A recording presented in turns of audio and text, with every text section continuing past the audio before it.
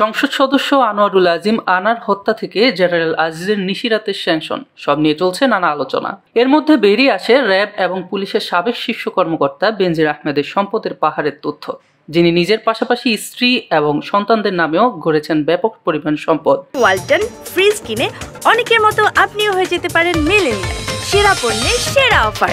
বেনজির পরিবারের এ পর্যন্ত 621 বিঘা জমির খোঁজ মিলেছে।